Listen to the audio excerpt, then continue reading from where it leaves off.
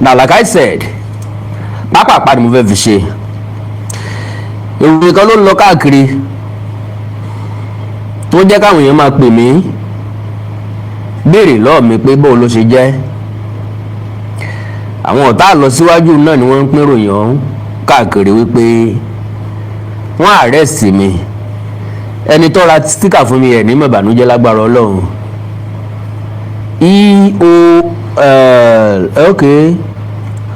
Olúfúnṣọ́, God bless you.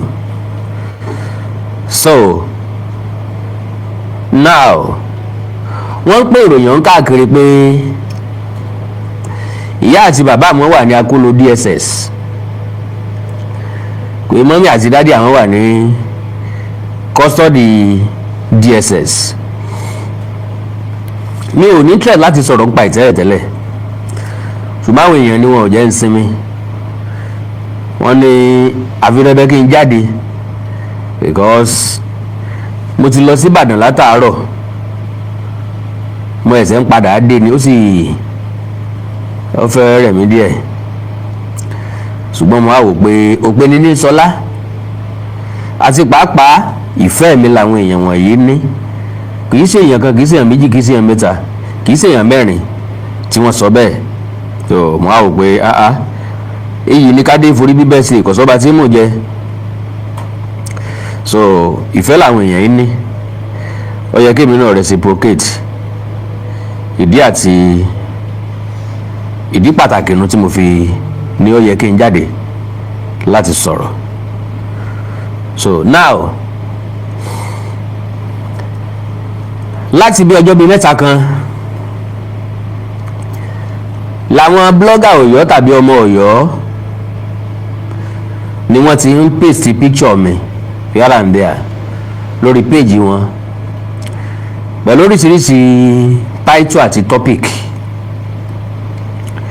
So wọ́n pè mí lórúkọ tí ìyá àti bàbá ò sọ mí, ṣùgbọ́n bóyá torí pé mi ò mind, bóyá torí pé mo mọrú wọn, bóyá torí pé ó wà well expected ni ò jẹ́ kó nítumọ̀ sí mi. Now pápápá ni mo fẹ́ sọ̀rọ̀ mi o, pápápá ni mo ń bọ̀ pápápá. So now Yorùbá ló sọ̀rọ̀ kan, wọ́n ní ara àjàlẹ̀ yín wà. Ẹni tá a bá bájà tí ọba lè dá ni mo lè gé ni jẹ. Ọ̀yọ́ ò nítàn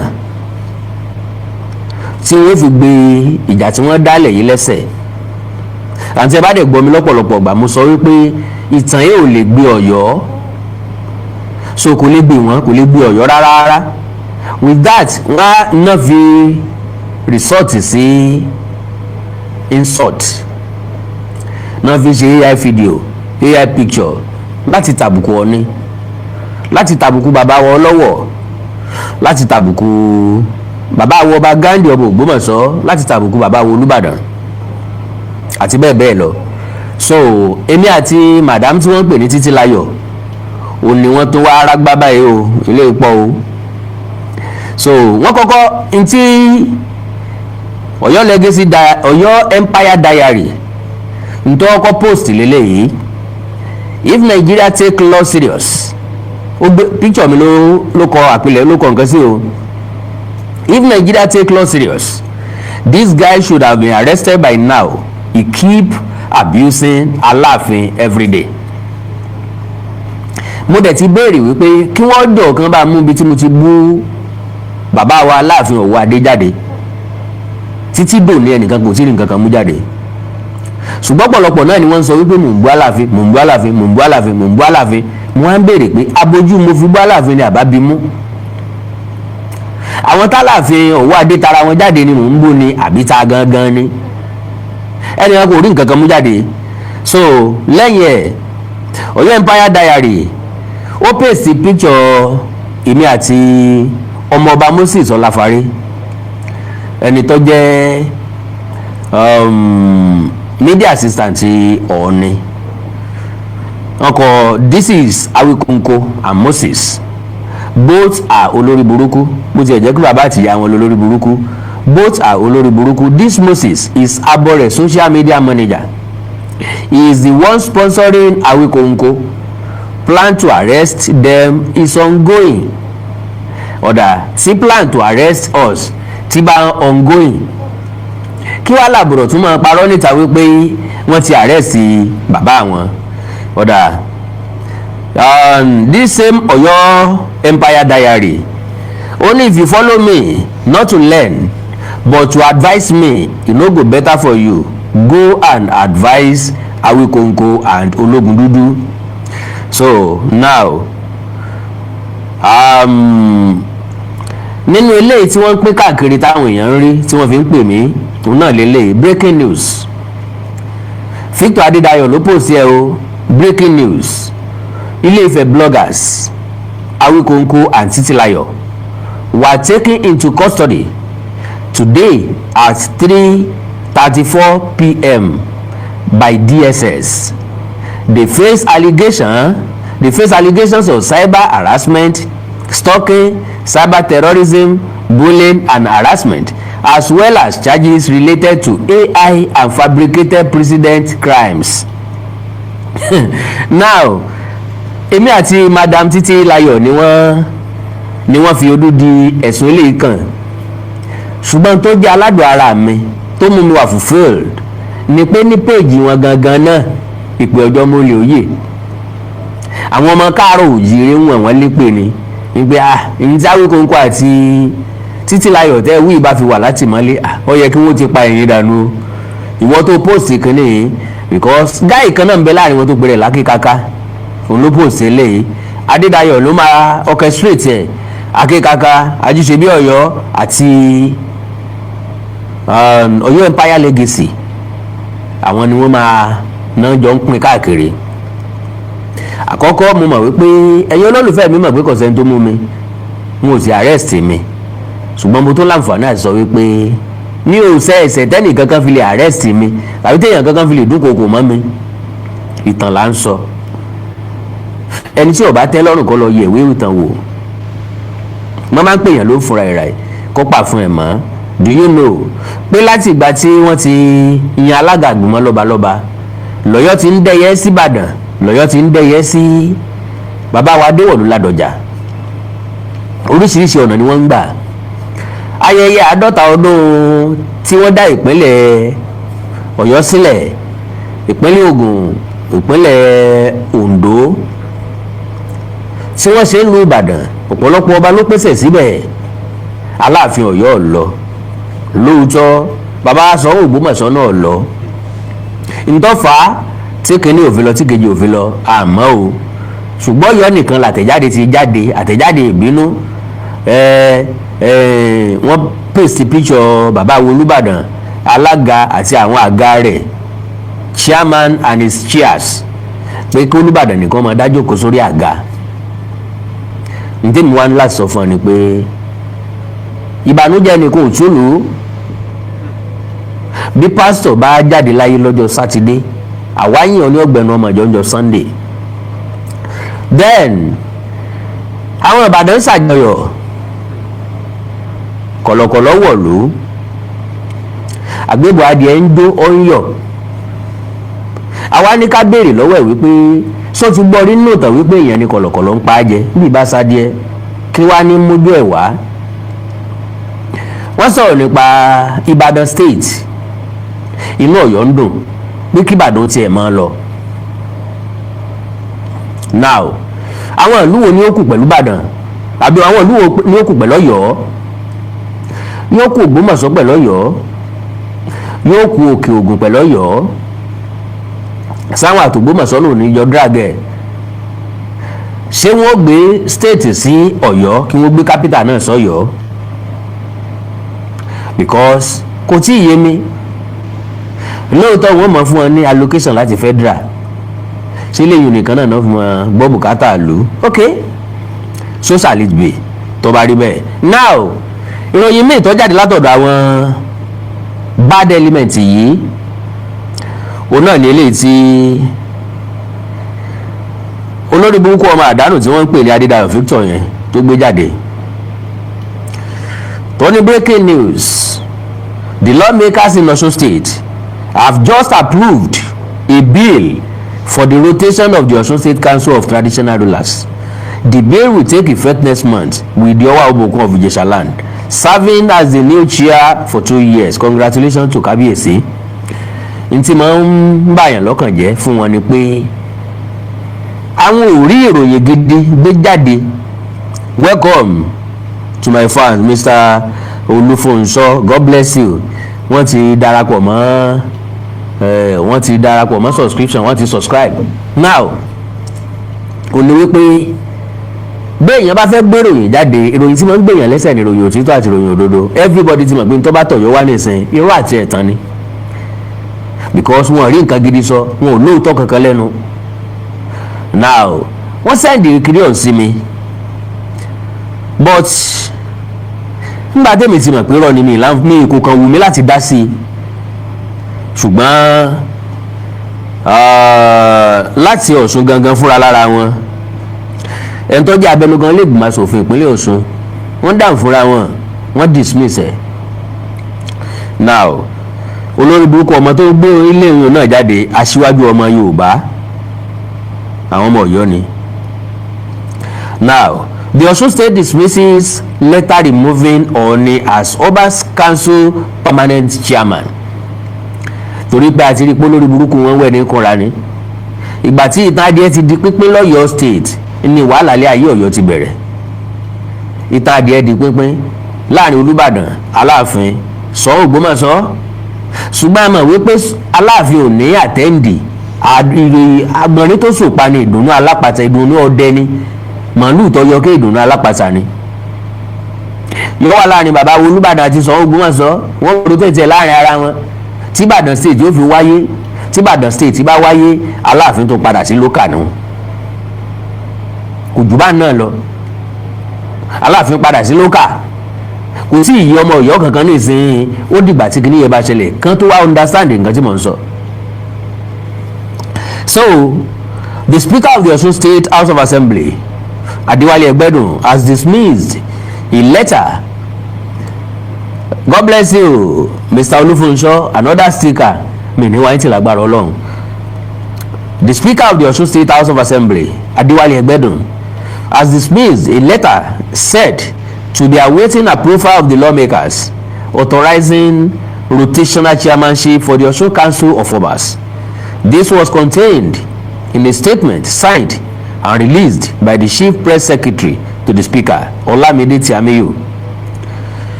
Okay.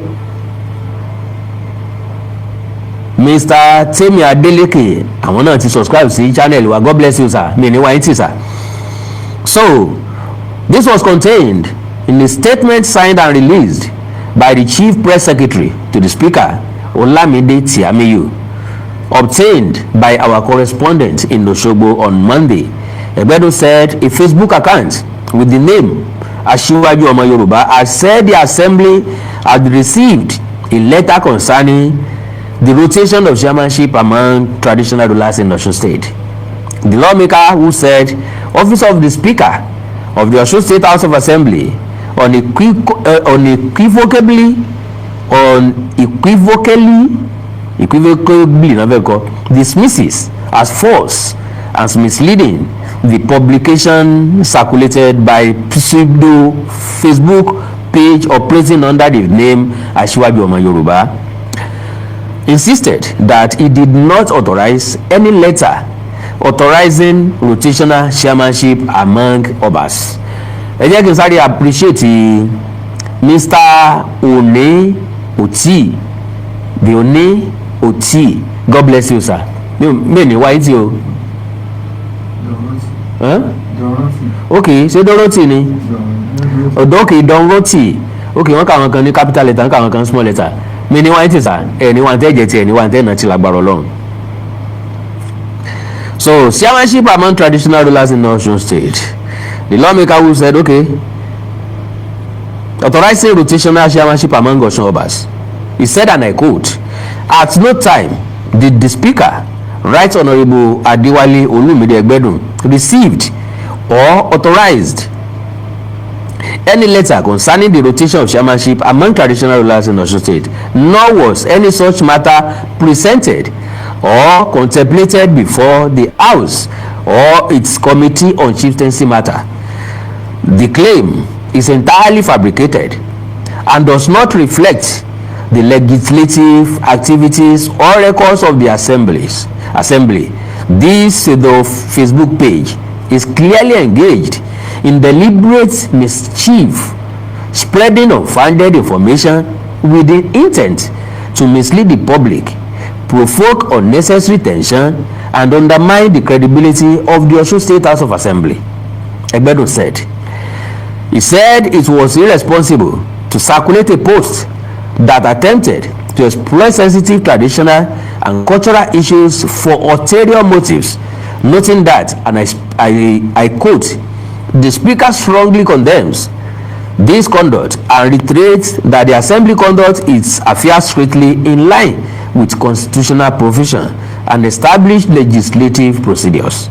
He urged members of the public, particularly Osun people, to disregard the publication in its entirety, saying, and I quote, only statements issued through the official and verified channels of the Osun State House of Assembly should be considered authentic. Clarification by the Osun Assembly came at a time when the dust raised by the inauguration of the reconstituted Oyo State Council of Obas, which introduced rotational chairmanship, was yet to settle. The newspaper reported on January 15 that Governor Seyi Makinde inaugurated a new Oyo State Council of Obas and Chiefs in Ibadan, with the chairmanship set to rotate among 3 leading traditional rulers in the state. The inauguration, which took place at the House of Chiefs Hall, State Secretariat Ibadan, saw the Olubadan of Ibadan, Oba Rashidi Ladoja Arusa I emerge as the inaugural chairman of the council for a 2-year term. However, the Alaafin Oyo, Oba Akim Owade, one of the foremost monarch in the state, was conspicuously absent from the event. The inauguration followed the passage of the Oyo State Council of Obas and Chiefs Further Amendment Bill 2025 by the Oyo State House of Assembly, a move aimed at strengthening traditional institutions in the state. Ntẹ́lẹ̀ ìtumọ̀ sí ni wípé àwọn máàlì tí wọ́n kóra wọn jọ síbẹ̀ o, nǹkan ẹyọ kan tí àwọn mọ̀ ní ìdàlúrú, torí pé ìran baba ńlá baba wọn jàǹdùkú ni wọ́n ń ṣe, so tó dẹ̀ hàn jàǹdùkú ni ìran baba ńlá baba wọn, ká jálé onílé bo tẹni lẹ́yìn, ká gbà lọ́wọ́ mẹ́rin baálẹ̀ jòǹtolo, ìjàngbọ̀n làwọn mọ̀ ń fà, sùmọ̀mí làwọn mọ̀ ń gbé, ìdàlúrú làwọn mọ̀ ń ṣe, kán kógun jọmọ ẹgbẹ́ wọn, kán kógun ja ẹbí wọn, kán kógun jara wọn, òun náà nìkan ni wọ́n mọ̀ nípa rẹ̀. So jàǹdùkú táwọn náà lè ṣe nítorí social media. So kí ni yóò túmọ̀ sí ni pé gbogbo ọ̀rọ̀ tó bá ń ti Ọ̀yọ́ jáde kì í ṣe ọ̀rọ̀ téèyàn lè kà kún dandan, kì í sọ̀rọ̀ téèyàn lè kà kún rárá. And gbogbo eléyìí tí wọ́n ṣe yìí kò dín nǹkan kan lọ́wọ́, kò dá nǹkan kan dúró, kò affect nǹkan kan rárá. So ó ní mo ní kí n wá bẹ́yìn olólùfẹ́ Àkàndá Ọ̀rọ̀ Awíkonko kí n sì wá sọ fún pé ẹnìkan kan arrest mi o, èmi ò dẹ̀ ṣe nǹkan kan téèyàn kan lè fi arrest mi. Nǹkan bá fi máa arrest mi, àwọn tí wọ́n máa kó lọ́yọ̀ọ́ máa pọ̀, torí pé gbogbo táwọn ń ṣe èmi ò ṣe. Ìkọ̀kọ̀ tí wọ́n ń kọ, ìyàkuyà tí wọ́n ń yà, ìgbékúgbé tán ń gbé jáde, èmi ò gbé kankan jáde ńbẹ̀. Kò dẹ̀ síbi tí mo ti direct ọ̀rọ̀ mi sí èèyàn kan pàtó, tàbí tí mo ti bú èèyàn kan, ń pè èèyàn ló kọ kankan, torí mo mọ̀ pé òfin ń bẹ. Iná òfin sì ní kò mójú ẹni ọ́ dáhùn, ìdá òfin rẹ̀ kò mójú ẹni tọ́pọ̀ hùn. So jẹ́jẹ́ mi ni mo ń lọ, ọmọlúàbí ni mí, mo sì ń ṣèṣe ọmọlúàbí, mo ń wo ọmọlúàbí, mo ń rìnrìn ọmọlúàbí. Ẹni ọ̀nkan kan tí mo ní ń ọ̀fẹ́ òun náà ni wípé kọ́mọ ẹrú kọ́mọ sọ̀kò sórí àpèrè Oòduà. Ẹnu nǹkan kan tí mo ní ń ọ̀fẹ́ ni pé kí àpakù Fúlàní àbí ọmọ Fúlàní àbọ̀mọ Bàrùbá tí ọmọ náà lé mọ́ kọ́mọ tàbùkù orírun òran Káàárọ̀ Oòjíire, torí pé onílù lónílé, onílẹ̀ lónílẹ̀.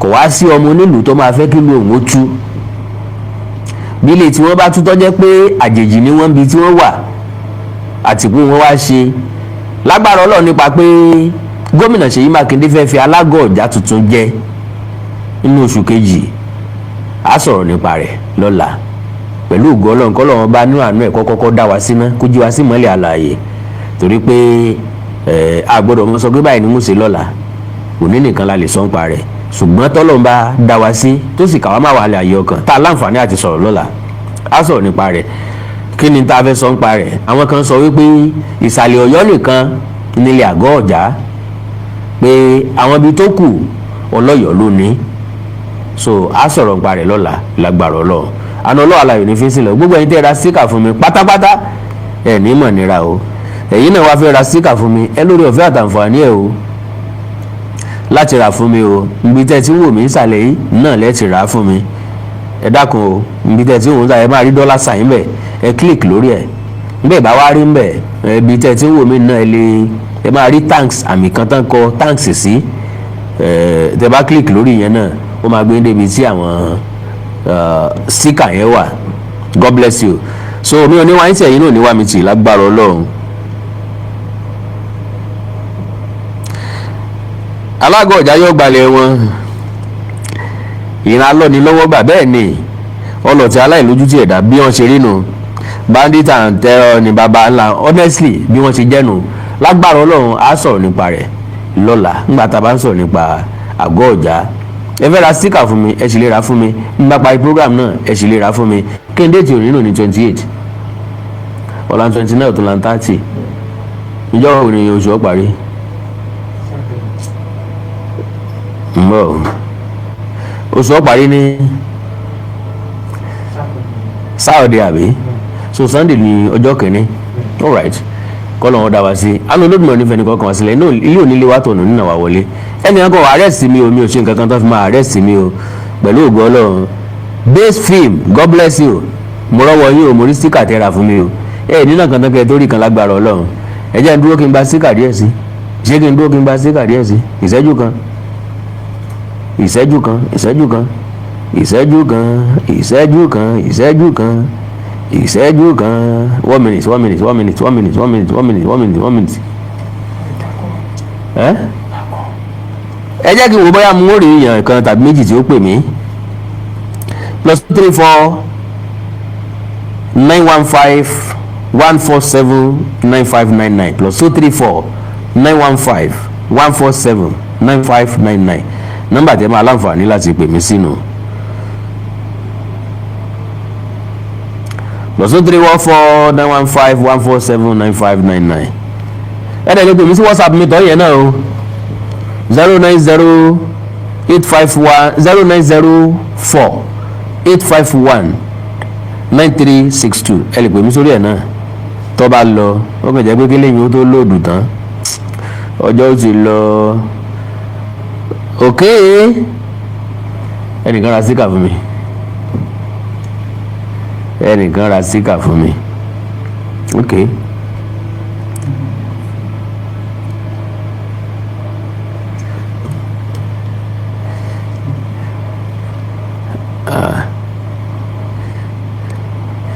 big mummy Kofo God bless you ma n ò ní wáyé tí o n ò ní wáyé tí mọ n ò ní wáyé tí o n ò ní wáyé tí o n ò ní wáyé tí o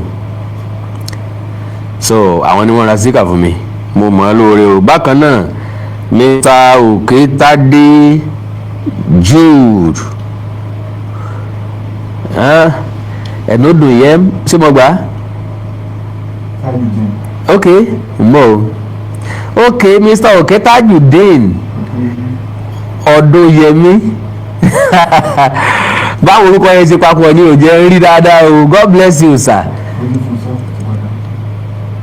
olùfúnṣọ́ tó padà ra síkà mi God bless you baba mí ní wáyé tí o mí ní wáyé tí o mí ní wáyé tí o mí ní wáyé tí o ìṣẹ́jú kan náà mo fẹ́ gba síkà kí n tó máa lọ ìṣẹ́jú kan ló kù táwọn ọ̀tá mi yóò fi tẹ́ so now gbogbo nǹkan tí ń ṣẹlẹ̀ yìí ó fún mi ní ìwúrí àti ìṣírí ni ó jẹ́ kí n mọ̀ wípé ọ̀rọ̀ mi ń bọ́ sí wọn ní akéyẹmí ara ẹnìkan béèrè lọ́wọ́ mi lónìí pé ọ̀rọ̀ láàrin wa gbogbo tó ń ṣẹlẹ̀ lórí ìtàkùn ayélujára yìí ṣó lè dáwọ́ dúró ṣó lè dúró àmọ́ á ló lè dúró kò sí nǹkan tí ò ṣe ṣe ṣùgbọ́n ẹni tí ó bá wọn bẹ̀rẹ̀ kì í bá ẹni tí ó bá wọn parí ẹ̀ kì í bá wọn bẹ̀rẹ̀ ọ̀nà tó lè gbà dúró ni pé ohun tí ń ti Ọ̀yọ́ wá ló máa kọ́kọ́ stop torí pé tí ń ti Ọ̀yọ́ wá làwọn respond sí so inú mi dùn pẹ̀lú Madam Títílayọ̀ mi ti ẹ̀ mọ̀ pé orúkọ woman yẹn nìyẹn mo máa rí post wọn very very wonderful indeed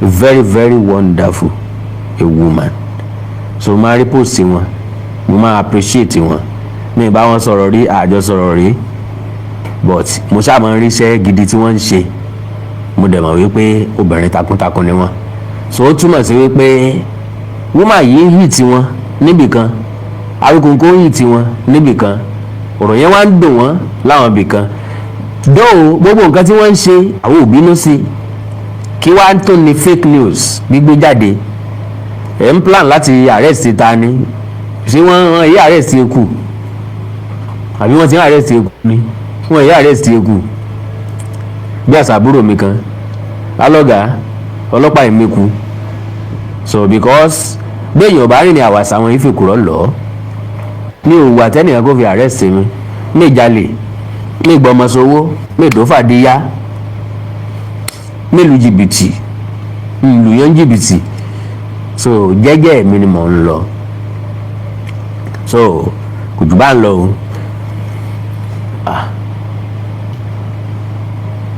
ok kò tẹ́ ẹ lọ́wọ́ pè mí àbí ok wife of Aláàfin wọn níyàwó Aláàfin fi yàn joyè eléyìí làwọn èèyàn tó ń gbé káàkiri lónìí ẹ wo ní ìtì ìmọ̀ bóyá á sọ̀rọ̀ ń pa rẹ̀ á sọ̀rọ̀ ń pa ẹ̀ ẹ mọ̀ wọ̀rí á sọ̀rọ̀ ń pa ẹ̀ àwọn èèyàn sọ pé kò bá tradition wa lọ nǹkan nǹkan because ìyàwó Aláàfin nìkan ló wà ní palace lóòótọ́ mo dẹ̀ ráwọn bàbá àgbàlagbà mẹ́ta tán dọ̀bálẹ̀ síwájú ẹ̀ ìyàwó Aláàfin dẹ̀ kúlẹ̀ kẹ̀ dání yóò kúlẹ̀ kẹ̀ sí wọn lọ́rùn wọ́n fẹ́ fi hàn joyè kí ai bò ó picture wà lọ́wọ́ mi picture wà lọ́wọ́ mi mo ti download ẹ̀ so làwọn ọmọ Ọ̀yọ́ ṣe àsọfín pájí ṣe bí Ọ̀yọ́ láàrin wọn á ní eléyìí ó sì tún dá o so àwọn tó ń bá fi joyè ní ìsèkí làwọn máa sọ ṣé wọ́n sọ pé Aláàfin náà ló fáwọn joyè àbí ayaba àbó olórí ló fi wọ́n joyè olórí ló fi joyè oyè yìí ò ní wait wọ́n fi jolúwo ok wọ́n fi jọ olúwo tó náà gbádélé ìyàwó ẹ̀ lórí channel 18 ó gbádé wọ̀gbẹ́ ọmọ Canada gbádé wọgbó ṣebí ẹni tó bá mọ ìwúrà lèèyàn tà á fún ẹni tí ò bá mọ ìwúrà yìí tà á fún bí òrùka wúrà ní mú ẹlẹ́dẹ̀ ni nígbà tá a fò òka góòdì sí mú ẹlẹ́dẹ̀ ìyẹn wa ṣé kò wá ní fi tú ẹ̀rọ̀fọ̀ yóò fi tú ńgbà ọjọ́ pẹ́ ẹlẹ́dẹ̀ ò lè sí kọ́ mọ́ pàfọ́ so àwa mọ tí wọ́n ti sáré kọ́ olórí náà o because àwọn olórí náà táwọn náà bá ṣe bẹ́ẹ̀ yẹn máa ń gbowó fún wọn lọ́dọ̀ àwọn tó fẹ́ joyè bóyá ayaba náà búrókì ni olórí náà búrókì nù wọ́n fẹ́ gbowó díẹ̀ fún wọn àbóyárò nǹkan tí mò ń sọ ìná dẹ̀ sí mò ń sọ pé mò ń bú wọn o ṣé ìbú ni pé olórí búrókì olórí fẹ́ gbowó oyè pé kábíyèsí kí ló dé gan àjọ wà lórí àpèrè yìí ni ẹ̀yin lẹ́ẹ̀ máa fi wọ́n joyè ẹ̀yin lẹ́ fi ọmọ Tinubu jọ̀kan lọ́mọ owó tẹ́ gbà ń bẹ̀ ń bọ̀ bá ń pè sẹ́nétọ̀ tẹ́ fi joyè náà owó tẹ́ gbà bẹ́ẹ̀ ń bọ̀ bá ń pè ṣe rí eléyìí èmi ní kẹjẹ́ kí n hàndù ẹ̀ o ẹ̀yin olóyè ẹ̀ sanwó yo èmi lẹ́sàn fún èmi ní kò gbà o ilé ẹ̀kọ́ àgbàlẹ̀ ilẹ̀gẹ́ oyè tó wà lọ́wọ́ mi wò ní kólẹ̀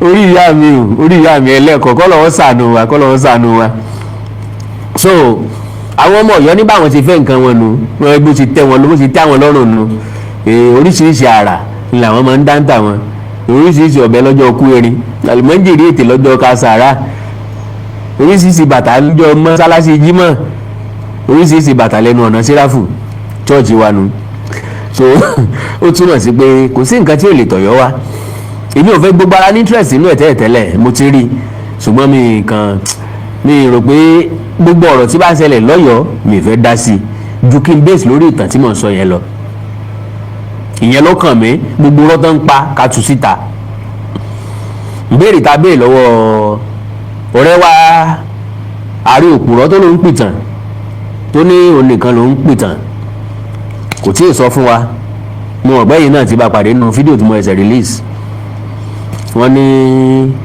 ẹ mọ̀ bá pàdé ńbẹ̀ ẹ mọ̀ jẹ́ ń gbà àkókò yín ẹ lọ wò ó àánú Olódùmarè ní fi sílẹ̀ o ilé òní lè wá tọ̀ nínú àwọ̀ lèmi ní wáyé tì lágbára Ọlọ́run ẹ̀yin náà ní wá mi tì o ẹ̀ ní wá ń tẹ́ ẹ̀gbẹ́ tì ẹ̀ ní wá ń tẹ́ mú tì ẹ̀ ní wá ń tẹ́ nà tì ẹ̀ ní wá ń tẹ́ lù tì lágbára Ọlọ́run mo mọ rírì yín o mo dúpẹ́ o pé at least pé mo wá ní.